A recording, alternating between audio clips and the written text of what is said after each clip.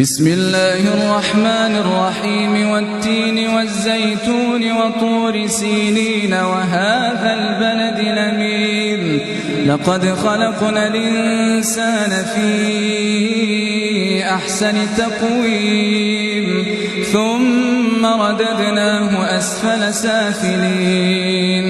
إلا الذين آمنوا وعملوا الصالحات فلهم أجر غير ممنون فما يكذبك بعد بالدين أليس الله بأحكم الحاكمين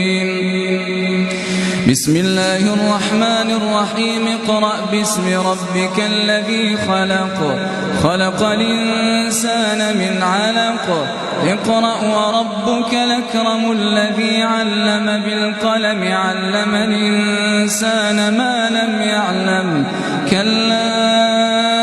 إن الإنسان ليطغى أن رآه